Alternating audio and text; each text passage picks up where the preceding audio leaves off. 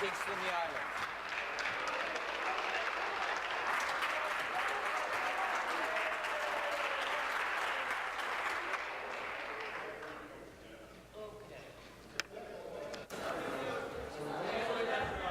Start the clock. Member for Kingston and the Islands.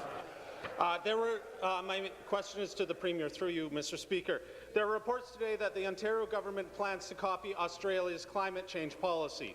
Australia's policy reverses the polluter pay principle and instead forces taxpayers to pay polluters. What's worse is that since this policy was implemented, Australia's emissions have gone up, Mr. Speaker.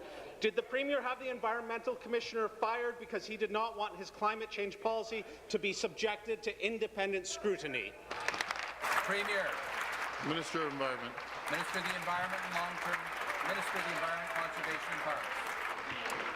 Mr. Speaker, through you to the member, I do thank him for the question. Mr. Speaker, we were elected on a clear promise to reduce costs, to get rid of the cap-and-trade program, to fight the carbon tax, but also bring forward a balanced plan on the environment. That's what we'll do. And in looking to that balanced plan, we are looking, yes, around the world, looking at programs like the reverse auction in Australia. Mr. Speaker, I don't know why the member takes such offence at the idea of a program that, for instance, promotes trees being planted, promotes low-cost solutions to reducing carbon. Why is it only the high-cost solution to reducing carbon? We'll bring forward a pragmatic plan. We'll bring forward a responsible plan. We'll bring forward a plan that does not, however, have the highest carbon tax in history, $150 a ton, which is one of their members suggested. Stand up for the trees. Supplementary. Thank you, Mr. Speaker. That's not a plan, that's a path to disaster, and it will be done on the backs of taxpayers. On the backs of taxpayers. In September, the Environmental Commissioner released a report that warned of the impacts of scrapping Ontario's climate change plan without providing a replacement. In the response, the minister wrote back to the Environmental Commissioner, and I quote, "I want to respectfully advise that any suggestion saying we should pursue policies that betray the commitments we made to the people will not be taken." In retrospect,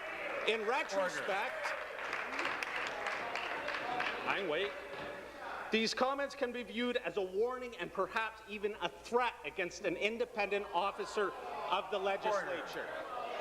Is the Premier firing the Environmental Commissioner because he wants an environmental lapdog, not a watchdog?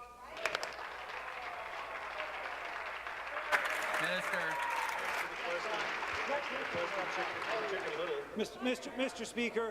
Speaker, under the proposals that the member is misrepresenting, they will still be Ontario will still. Ask the member to withdraw. Withdrawn. Under the proposals that are being so characterized by the member, Ontario will still be the only province that has an independent Environment Commissioner, independent through the auspices of the Auditor General. A very important step, I think. But, Mr. Speaker, again, what is it about the NDP that makes them frightened about talking about other options?